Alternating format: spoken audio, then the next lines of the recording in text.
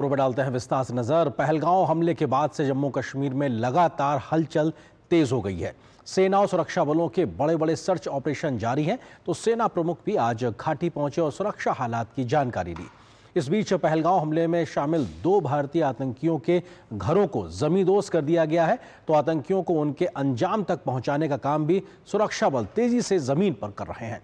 Border से लेकर पूरे कश्मीर में सुरक्षा व्यवस्था को बेहद कड़ा कर दिया गया है।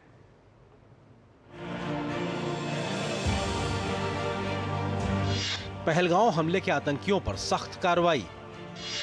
एक का घर बम से उड़ाया, दूसरे के मकान पर चलाया बुलडोजर। पहलगांव हमले में शामिल 2 आतंकवादियों के दक्षिण कश्मीर में स्थित मकान को उड़ा दिया गया। पुलवामा के त्राल इलाके में आसिफ शेख और अनंतनाग के बिजबेहरा इलाके में आदिल ठोकर के मकान को नियंत्रित विस्फोटों के जरिए गिराया गया। दोनों व्यक्तियों पर पहलगांव आतंकी हमले में भूमिका निभाने का आरोप है। आतंकवाद को बढ़ावा देने और सहायता करने वालों पर नकेल कसने के लिए सुरक्षा एजेंसियों द्वारा किए जा रहे प्रयासों के तहत मकान ध्वस्त करने की एक कार्रवाई की गई है।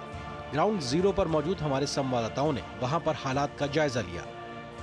मैं इस वक्त मुंगामा त्राल में हूं और ये घर है आसिफ शेख का। जैसा आप देख सकते हैं, इसको डिमोलिश कर दिया गया है और ये उसका घर है जिसको एक कंट्रोल्ड ब्लास्ट के जरिए इसको कल उड़ाया गया। और आप देख सकते हैं ये तमाम नज़ारा घर का ये हाल है और यहाँ पर आप देख सकते हैं ये पूरा उड़ा दिया गया है इसको।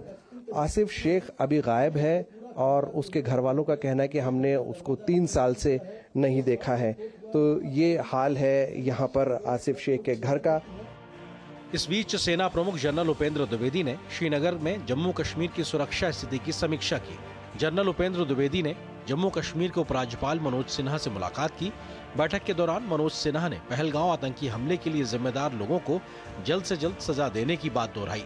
उपराज्यपाल ने कहा कि देश को हमारी सेना, पुलिस और सीएपीएफ की बहादुरी और पराक्रम पर पूरा भरोसा है।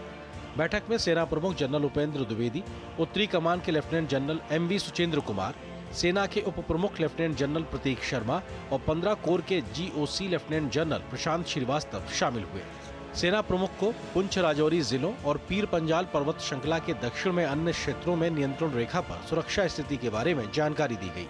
देख सकते हैं कि किस तरीके से जो पहलगाम हिंसा में आतंकवादी शामिल थे, आदिल ठाकुर के घर को जमींदोज हो गया है वो घर। केंद्र सरकार की सुरक्षा एजेंसियों की प्रतिबद्धता है कि किसी भी तरीके के शरण देने वाले, पनाह देने वाले स्थानीय लोग हों या फिर चाहे बर्बर कायराना हमले में शामिल जो भी लोग हैं, उनको उनके अंजाम तक पहुंचाया जाएगा। पूरे जम्मू कश्मीर में सुरक्षा बलों का सर्च ऑपरेशन जारी है। विभिन्न क्षेत्रों में आतंकवादियों के सहयोगियों की पहचान के लिए खोज अभियान चलाए जा रहे हैं। ये अभियान आतंकवादियों और उनके नेटवर्क के खिलाफ चल रही कार्रवाई का एक हिस्सा है। श्रीनगर से विशाल वेरिस्टो के साथ अश्विनी मिश्र, डीडी न्यूज।